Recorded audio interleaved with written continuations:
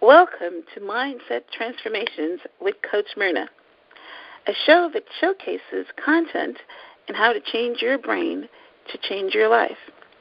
A show empowering women who have been abused, betrayed, abandoned, or rejected to change how they feel about themselves and become co-creative sources, attracting abundant love and happiness into their lives. I'm Coach Myrna Young. I'm a certified professional coach, author of 3 books, motivational speaker, and, of course, your host. I know from personal experience that change is hard. In my book, Out of the Snares, a story of hope and encouragement, I share my journey of poverty and child abuse, betrayal and disappointment, and how I turned that all around to live an abundant life. This show is going to give you the tools to do the same in your life. And today we have an exceptional guest. Adam Lowery is a mental health counselor, trainer, certified life coach, certified in health nutrition. He's a speaker, he's a podcaster, he's an activist, and host of ESPN 580 Orlando's Fit Radio Show. Welcome, Adam, to our show. I am so excited to have you speaking and imparting your knowledge today. Welcome. Well, thank you. Thank you for having me. I'm honored.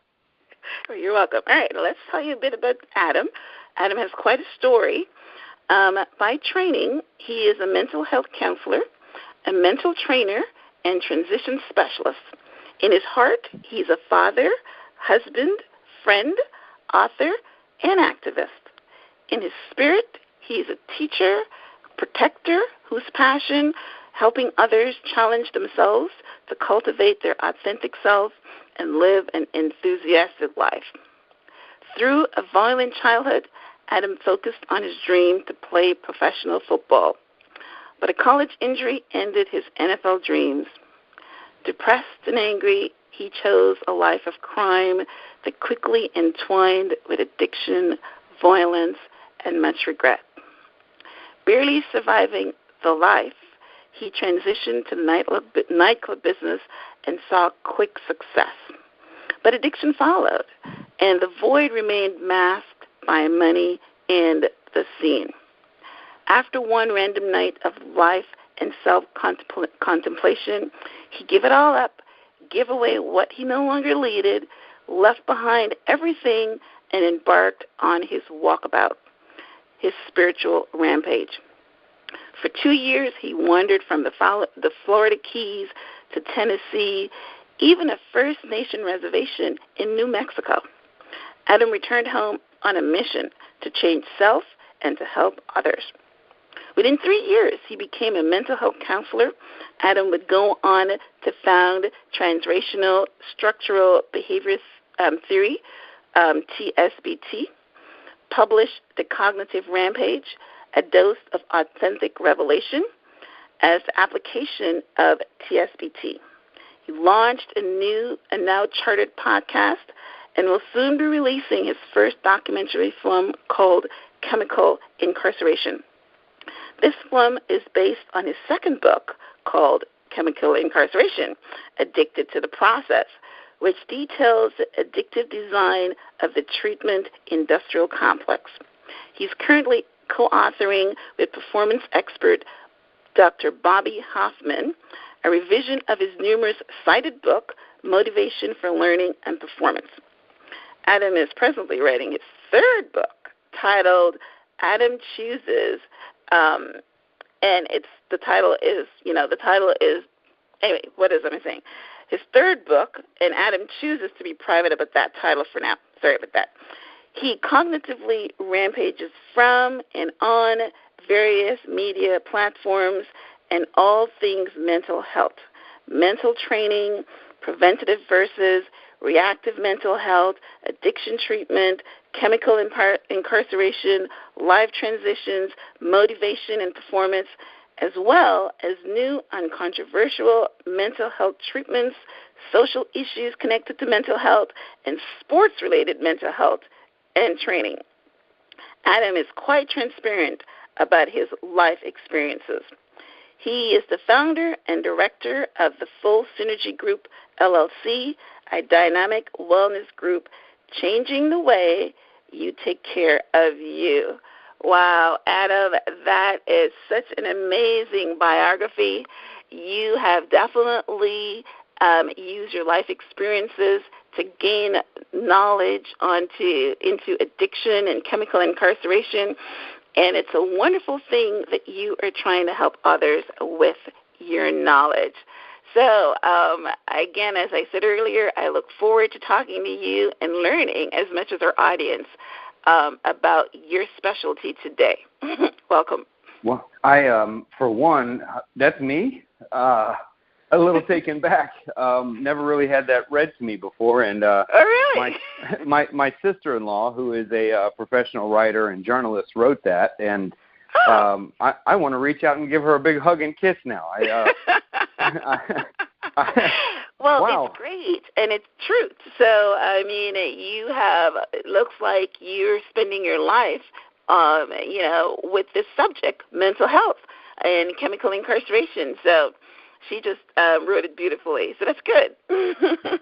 Yeah, you could say I probably spent it on both ends, on this side of mental health and addiction on this side, but also on the other side of unhealthy mental health and addiction as well. So, you're right to say that it's been in my life most of my entire life. Yeah, you've lived it, so you can talk about it. Awesome. So let's dive right into it. I'm sure our audience is very interesting to learn from you today. So my first question is, general, what is addiction and how is it diagnosed today?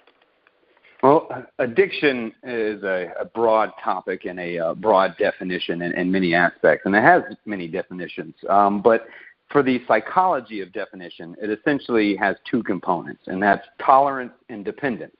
And it focuses a lot on the physiology, essentially, not a whole lot of the environmental influences, etc. So when we talk about addiction and how it's diagnosed today, it's looked at as far as dependence and tolerance is.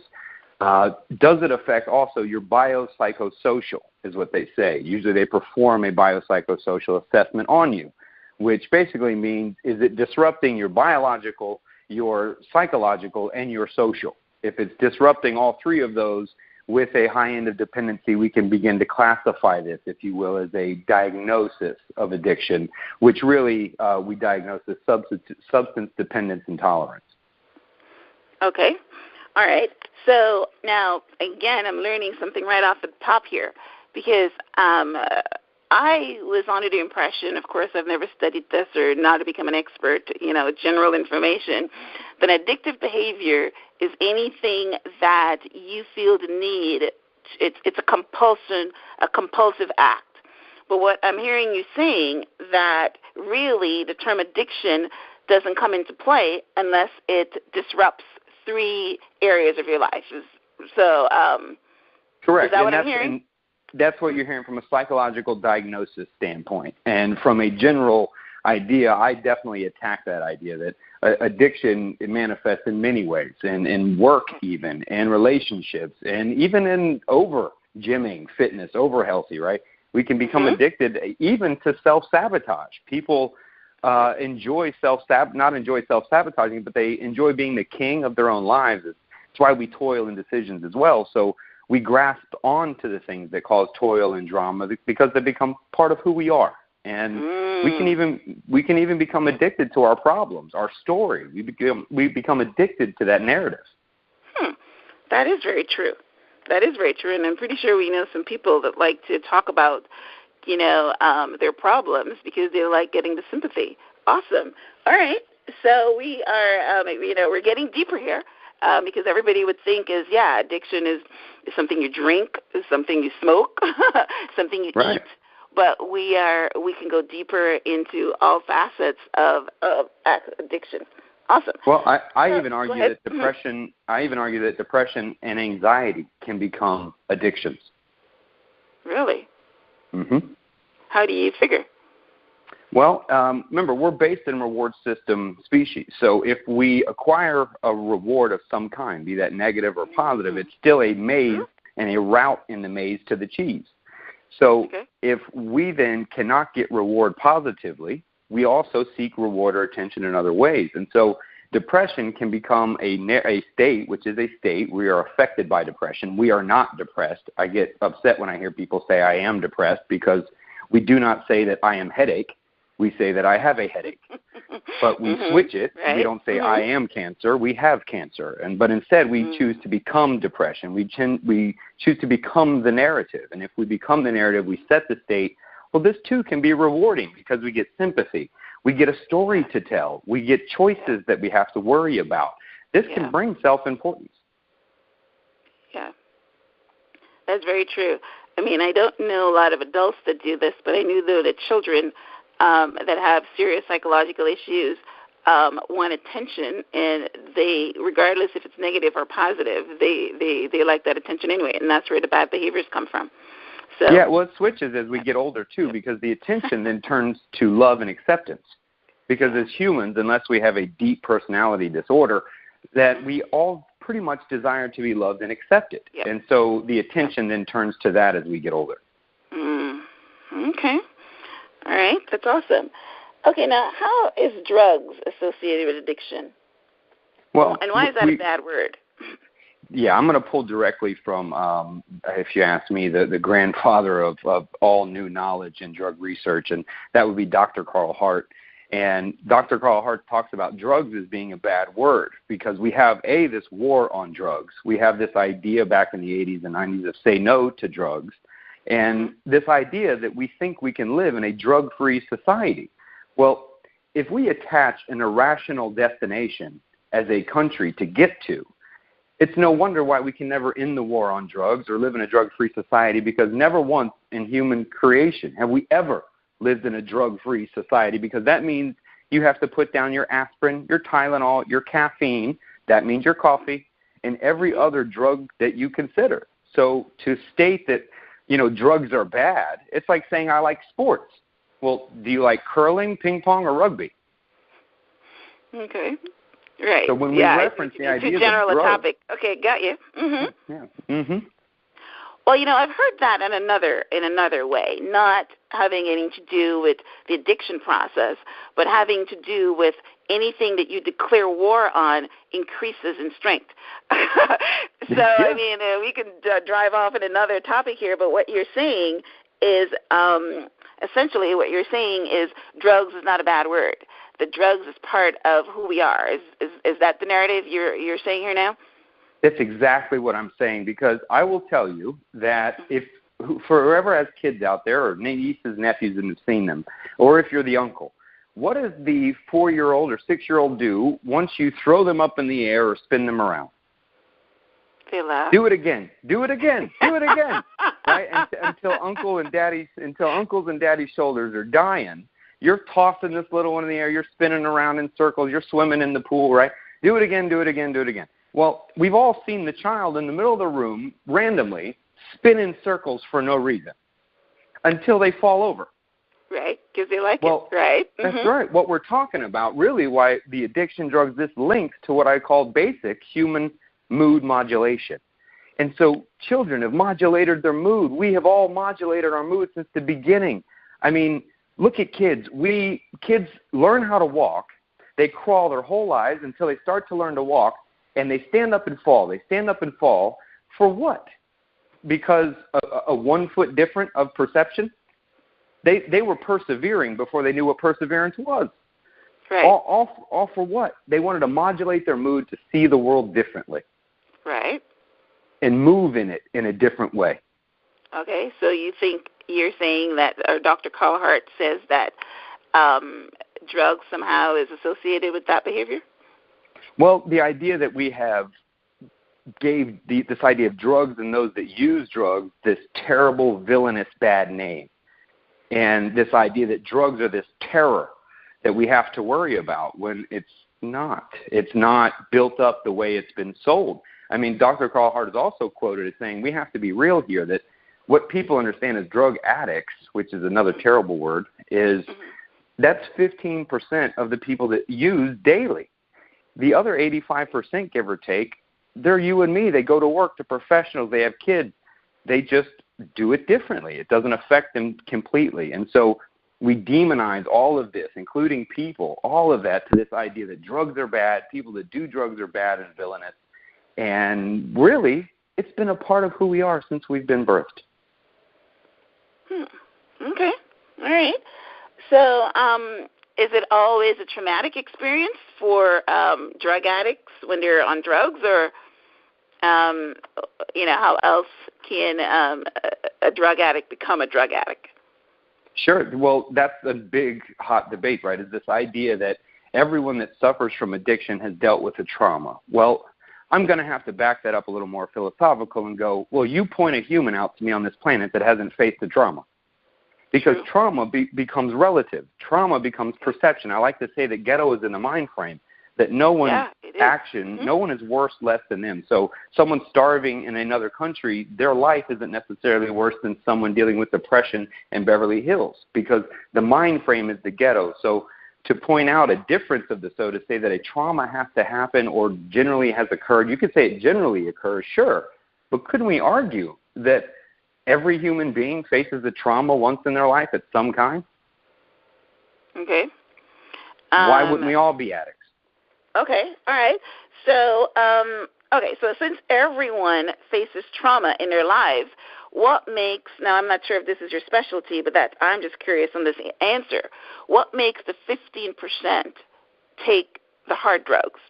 I mean, you mentioned things like aspirin and whatever, but I mean, we're really talking now here about, crack and heroin and the bad drugs. What makes the 15% use those drugs to help with your traumatic experience? Sure. Well, first, I wouldn't call them bad drugs. They are the ones that definitely have the bad name. I can tell you that many parents that are putting Adderall down their children's mouth, essentially given off one molecule, it is the exact same molecule makeup given off one as methamphetamine.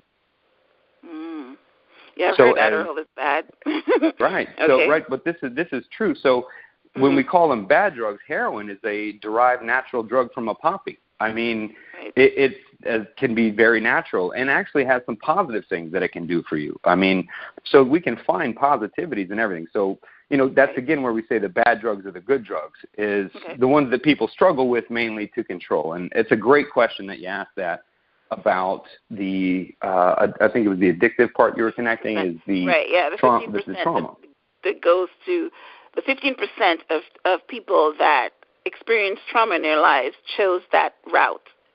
Right. Well, if we look at where, I'm not going to answer the question because I'm going to try to sidestep the idea of calling brain addiction or addiction as a brain disease, because that's debatable, depends on, I don't necessarily agree with it.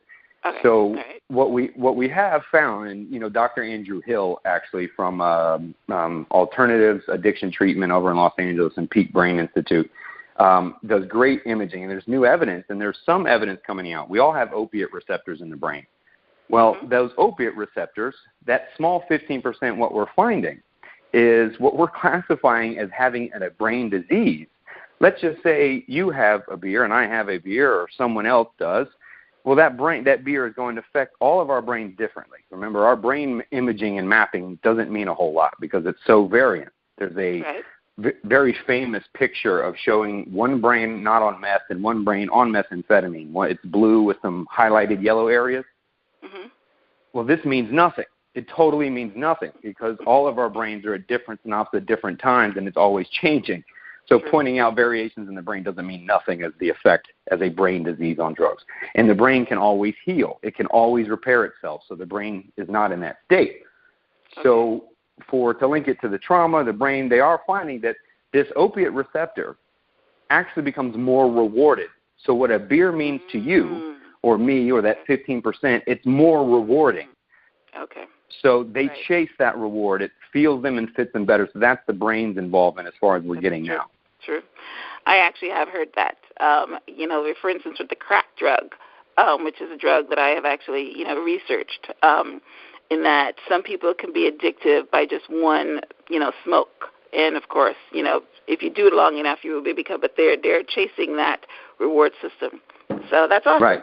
All right. Well, we started off, that's definitely a myth too, Myrna. That's definitely a myth that you can shoot heroin once or smoke crack once and you're done for life. That's a huge myth that Dr. Carl Hart, myself, and others are trying to take on to end that stigma edge, because it's not so. And I mean, Myrna, we tried to teach sex abstinence in high school, and look how good that worked. That's true. Right. So your research has said that, let's stop here for a minute, or put a pin here for a minute. So what you're saying is that the popular consensus that that you can become I'm not sure about heroin, but I heard it on crack, that you can become a crack addict after one time because of the receptors in your brain liking it so much that it wants it more and more again. You're saying that is a myth, or I'm saying that is definitely true. That speaks to the 15% that I was talking about. Well, that's basically what I was saying. Okay, all right. But this also can happen with the person you meet that you fall in love with, and these receptors are fed by emotional connections and maybe sex later, right? Maybe work is fulfilling things with your bank account, and these same receptors begin to fire off. Yes, very, very, very true. Okay. All right, well, let's take a quick station break, and we will be right back.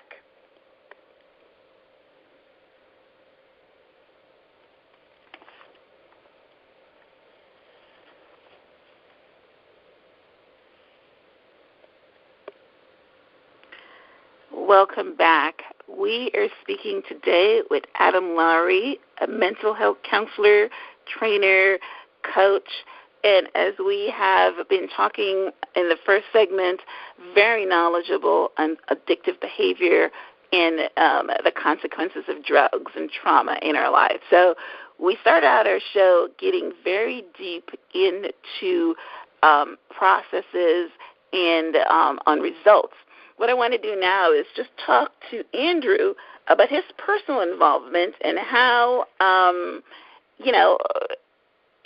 he can give us a relative experience about what we were talking about in the first segment regarding, the brain receptors and addictions and things like that. So, Andrew, talk to us about addictive behaviors. What you think would be relevant in our conversation today?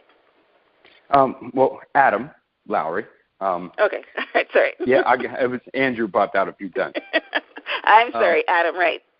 No, it happens. Okay. It's always Andrew too. It's odd. It's always Andrew. Okay.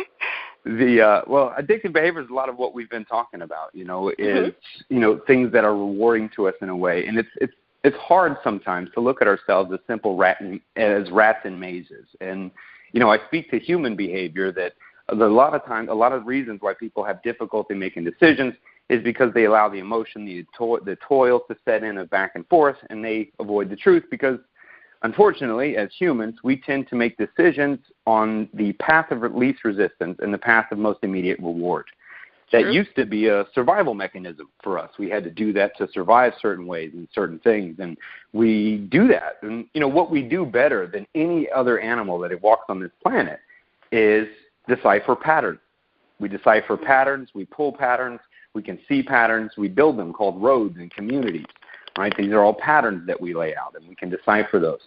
Well, what we can also do is make up patterns that aren't there. Look for signs, if you will, right? We look for things that aren't there, and we can connect things as in this hunt for patterns. And so when we talk about addictive behaviors, these are patterns of behaviors that will repeat based on where the cheese is or where the fear isn't. Okay. All right. So that is very true because, a lot of times when you self-medicate with any kind of behavior is because you're doing that to feel good, and that usually is because, you're fearing something or, you have an emotional, something that's in you. So how does your experience help you in this discussion? Do you want to talk about that? Yeah, I'm transparent about my, I usually refer to it as my Scorsese lifestyle. Okay. I was... I saw that. I didn't know what that meant, so I didn't even bother saying that word. Yeah, that's a film director known for doing films like The Departed, gangster kind of films, if you will. Yes, I have heard of him. Mm-hmm. Yeah, and so I lived quite the Scorsese life, and I like to say that my life's been edited by a Stoic philosopher. Okay. All right. So, I was raised in a violent home. It was abusive in my home. When I heard your opening going on here about women specifically and trauma, that speaks to my experience very deeply. Awesome. And my mother was abused for 26 years, and physically, emotionally, financially, you just name it. And she's a warrior, and she got out of it 10 years ago, and it's just really thrived and blossomed. And, so... Awesome. And that's what this is about, showing that, you can thrive and blossom and have abundance. Okay, it's awesome. Yeah, so I witnessed coming up basically all the way up to 16, just violence in the home every day between, really just my father attacking her. And this would be daily, every other day. It was not fun. And to see a perspective there wasn't even any drinking in the home. My father was not an alcoholic. He was not a drug addict. He was just mentally ill. And there was no drug use at all. We were athletes, if you will, in the home, right? We were, that's not what we did. And we avoided those things. But, you read in the intro there that I talk about sports mental health. And I do this a lot. And I was raised as a gladiator, as I like to call it, playing football all the way up to college. And as many athletes know, that not just football, but all over, when that title or tag is removed from you, we're left with that who am I now idea. Mm-hmm. And I was raised in a war zone, and I played my fun in a war zone. I stayed in a state of hypervigilance all the time. I was raised in it, born in it, and had fun in it. So when all that was taken from me, I only had a certain amount of skills. Injury, I read right in your bio. Okay. Yeah, that's right. The injury took me out, but I only had a certain set of skills that had developed from the environments I came from. And so the more I continued to apply those skills, they wouldn't work. So like most people, I then had to build an environment around me that resembled where I came from so my skills would work. And so I could keep being violent, I could keep being angry, I could keep all of those real terrible character personalities and apply them in my life. Well, what works better than the dope business and the nightclub business? Okay. So that's where I went, and I went right into that. And I figured as long as there's money around, it doesn't matter how much cocaine you do. It doesn't matter how much trauma you inflict on other people. It doesn't matter, because that's what our society shows, right? Donald Trump's the perfect representative. We put an animal to run for the President of the United States, and he incites violence. We promote these things. Yeah, okay. So why not? And I now my skills worked. I got to be as deviant as ever, as violent as ever, and it only rewarded me even more. So rather than question any of my skills, because why? How could my skills or tools be wrong, Myrna? Because they helped me survive a traumatic experience twice, my entire childhood and the dope game. So I can't question my own skills. And it rewarded you with money. Yeah. Well, it rewarded me with money, friends, experiences, mood modulation. And I came out, so why would I dare question my tools? We don't do that. And so I call them in the book that I wrote, the Cognitive Rampage book, I call them our early life victories, that we develop skills in those environments for survival that we call early life victories. And then we get later in life wondering why they don't work, when if they worked at that extreme time, they have to work here and get me back skinny again. Okay. Right? We apply those things. You can make the connection. But if you're mentally ill, you probably can't. But anyway, that's go right. ahead. There it is. You got it, Myrna. So it's. I mean, that's where my life spoke to it, is until I was willing to get to that point to go, but we can't, because remember, if you're abused and you're traumatized as a kid or in a relationship, when that happens, one of the best defenses, immediate defenses that you have right then is simply to lie to yourself every day. I'm a good person. I'm happy. I'm awesome. I can do it. You just got to literally lie to yourself every day, to try to survive it. That's what I did. As a kid, because I was just told I was everything terrible constantly, I had to reinforce that I wasn't. Otherwise, I'm going out on suicide, which I attempted 3 times as a teenager. Oh, my goodness. Wow. So you're going out that way. But until you can change that and go, I'll speak this because I know there's a lot of people that listen to you that deal with trauma. And the way I had to face my trauma, and this is going to be hard to swallow for people listening, but I stuff down tough pills. That's what I do. So, first, how do we change and how do we get by things is about what we believe. And so if anyone, I watched my mother go through this, and myself, if anyone has been through what they call trauma, then I need you to start there and go back to it and realize and question, was it trauma or is that just what happens in life?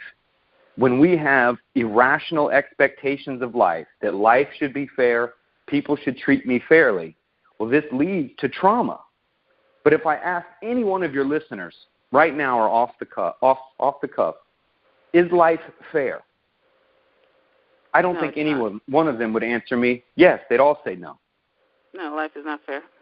So then I'd ask anybody, why would we ever complain, whine, or call anything trauma?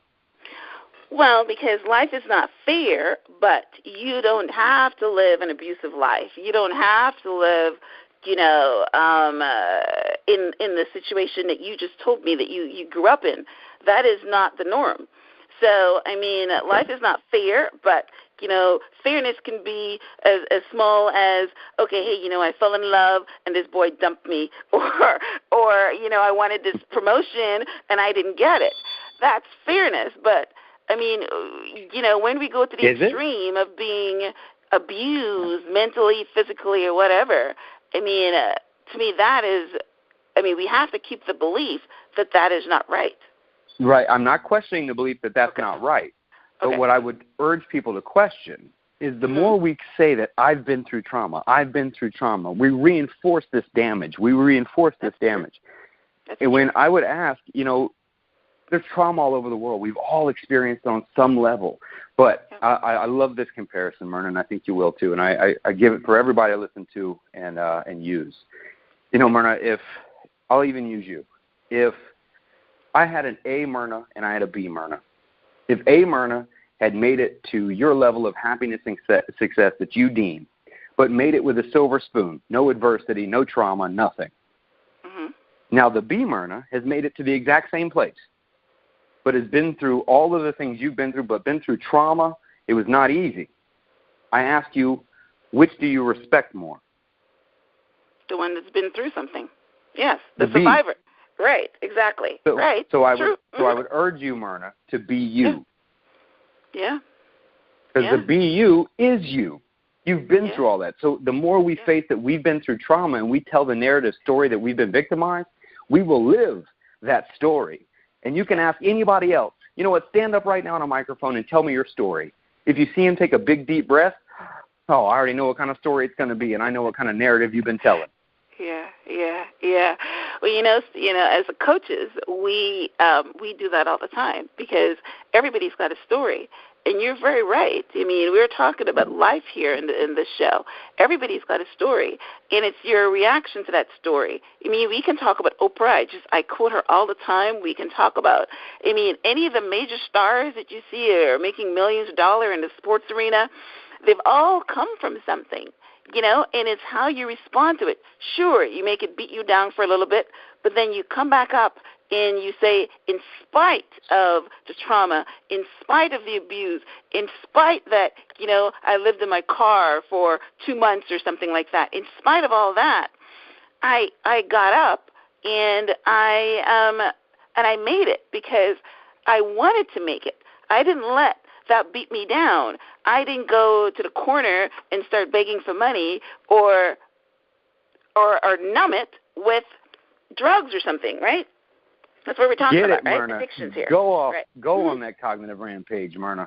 Go off on that cognitive rampage. See how it incites you. Is that what I'm doing? But remember, what did you do there, right? Because a question a lot of people have is, how do I change? Right. And so remember what you did there. I'll open first by asking you, Myrna, is there truth? Truth? Is there truth? Yes. Okay, I'm going to argue and say there's no truth. If you ride a roller coaster and you tell me it wasn't scary, I ride it and tell you it was scary. Who's telling the truth? Right. Okay, all right. Well, yes. There's certain truths in the world. We're not going to go there because it's spiritual and whatever.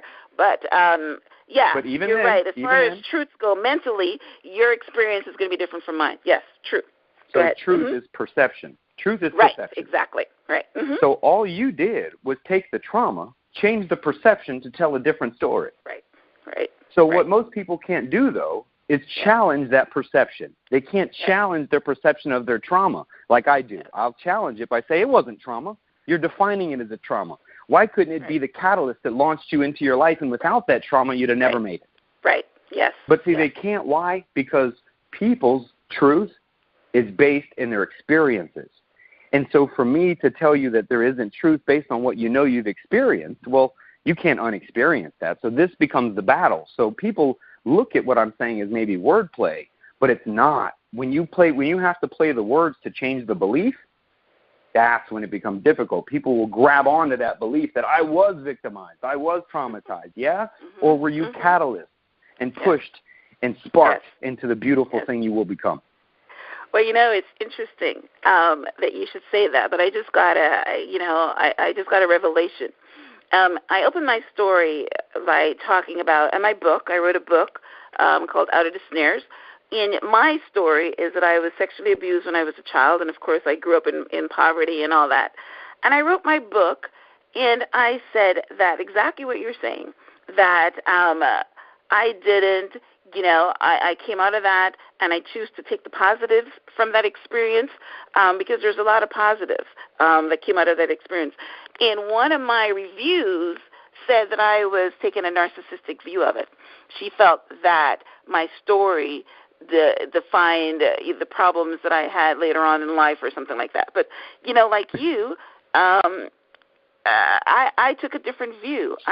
Because being a victim, again, something that I write about, you can choose to be a victim in life or you can choose to be a player. And the way I talk about that is a victim is like what you're saying. You choose to believe that you experienced trauma. You choose to believe that the reason that you're not successful is because of what someone has done to you, and you hold on to that and you make that take you down and anchor you. Or you can choose to be a player and say, hey, you know what? Life has dealt me these cards, and how am I going to use these cards to elevate myself? So we're talking life here. Good discussion.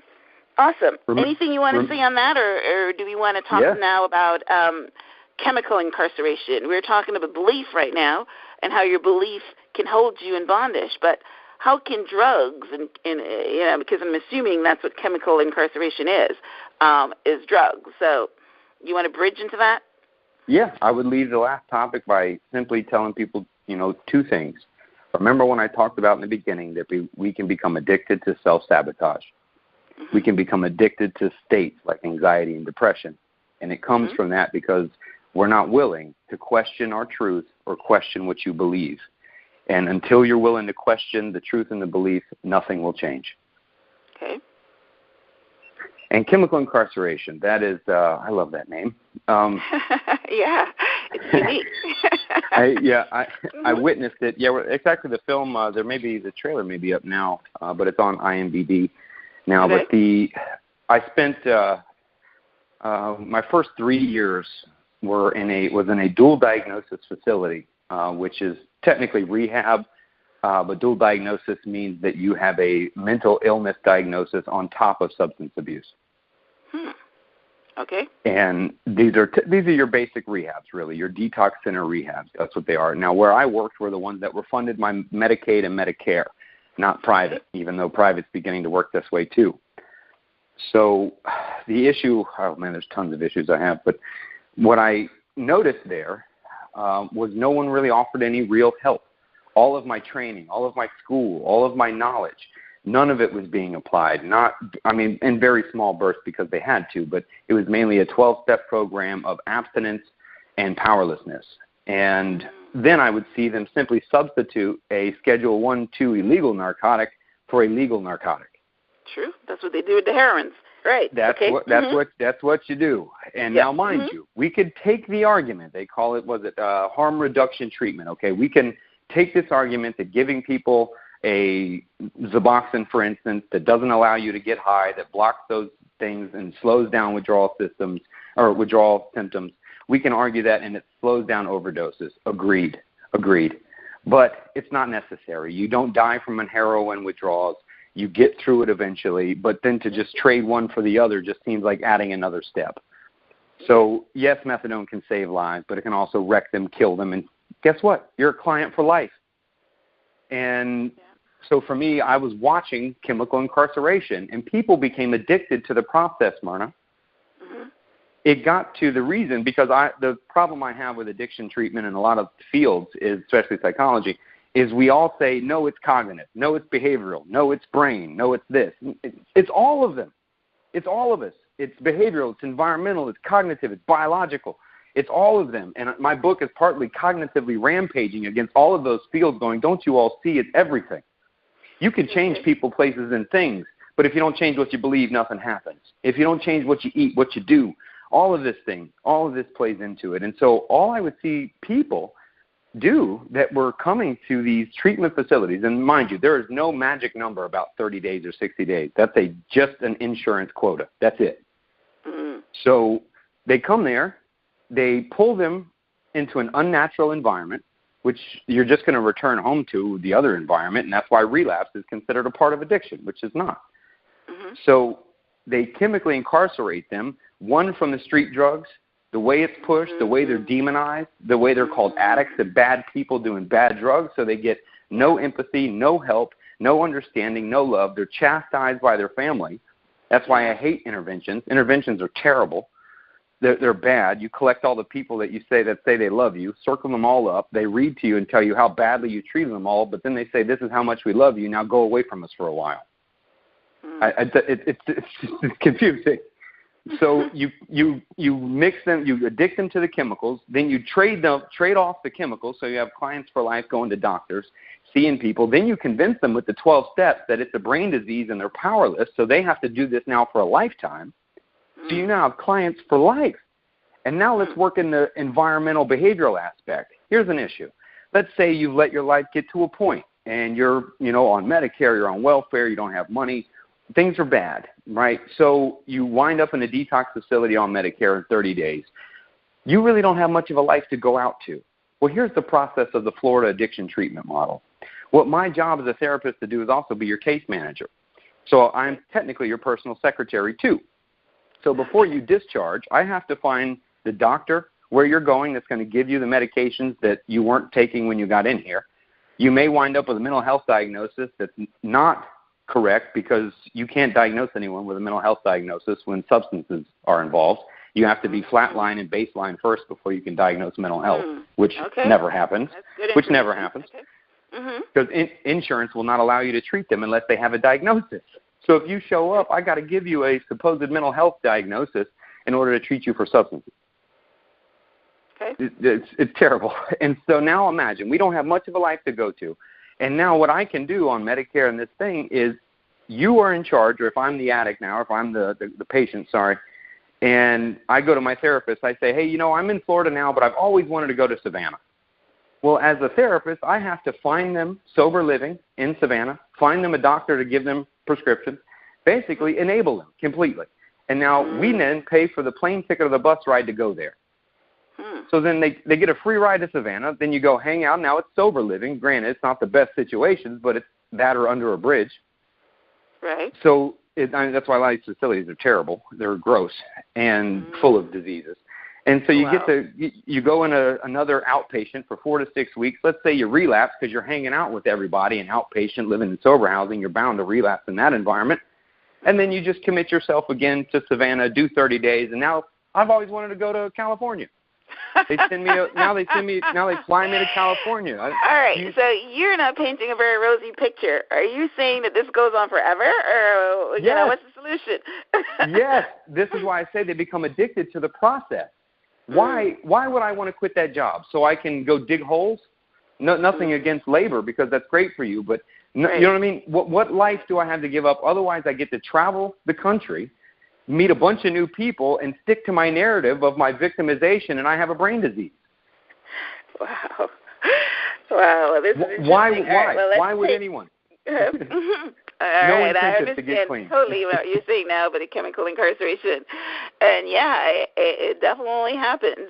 We know all kinds of prescription drugs that you get addicted to. So you're right, it's not the bad drugs anymore. It's there's a new thing that's going on with the painkillers and all that. But, all right, let's take another quick station break, and we'll be right back with our final segment with Adam Lowery. Okay, thank you. We'll be right back.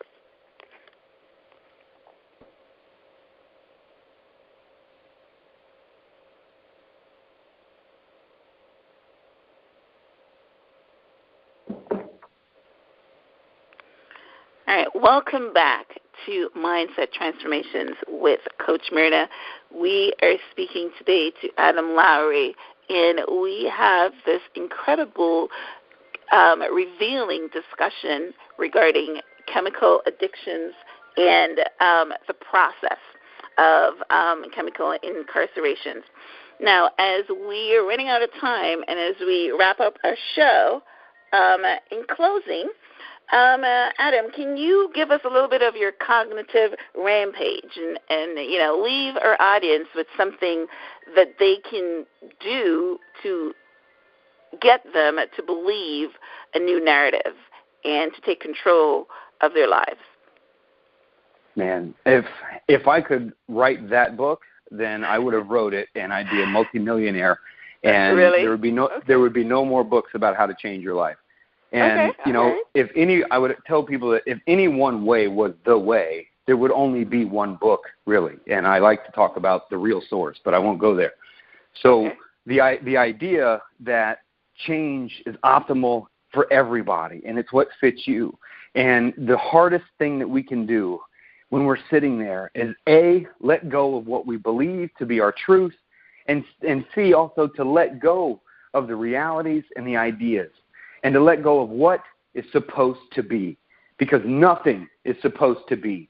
Nothing. And until we're willing to question what it's supposed to be, what we were supposed to be, where we were supposed to go, how we're supposed to feel, none of that. That you decide your perception. You control the dialogue. You shape the thoughts that control how you feel. Remember, stop saying it's just how you feel, because every way that you feel is created by what you think. If you want to change what you feel, immediately change what you think. If you want to change what you think, you have to be humble enough to change what you believe. When you can challenge yourself, then you can challenge the world, and you can live in that cognitive rampage. There is no stopping that whatsoever. Wow, I feel your passion. That is awesome. And, it fits right in to what I was going to leave the guests with.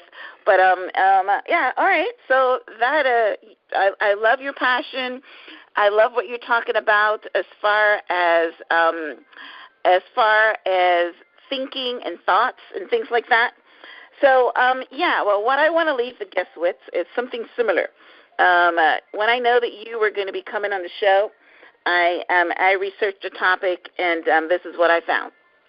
I found that, talking about what you're talking about, beliefs and trauma and life experiences, what it leaves you feeling is worthlessness. And when you feel worthless, then you self-medicate in order to feel better. You drink something, you smoke something, you eat something, you buy something, and you're trying to numb the pain. So, and when you try to stop the addictive behaviors cold turkey, you experience all kind of withdrawal symptoms that makes you feel worse, right? So the better way to handle the addiction is to reach for a better thought. Now, it takes practice because it's like a muscle that you have to practice to build, right?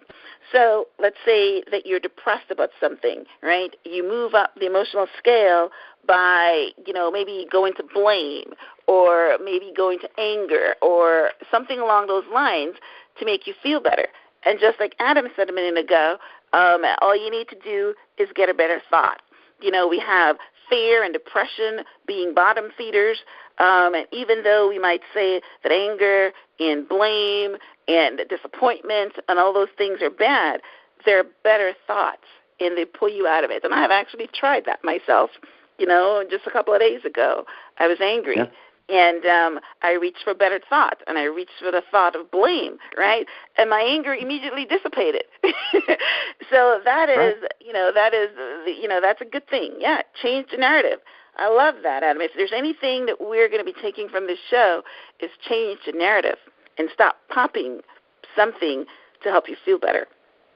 That's Did it. I do That's good? it. That's it. You're rampaging. That's it, Myrna. The dialogue is it in the thoughts, but most of us just hold on to our thoughts and go, I don't want to change it because I think I'm supposed to feel this way. And so you perpetuate your own feeling, and it's very hard to let go of that. No one makes you mad, no one makes you angry, and no one makes you sad. No one even makes you happy. They do something, and then you have a perception that creates thoughts based on that behavior that shapes your own feeling. That is so true. That is so true. Oh, my goodness. But remember, it's much easier to blame everyone else other than yourself, because inevitably, as long as we can be wrong about it, as long as we can lose everything, but at least say we're right, we still win something. Yeah. And you never get help because, like I said, I chose blame, but you can't stay there. You got to move up. Awesome. All right. So how can the audience get in touch with you, Adam?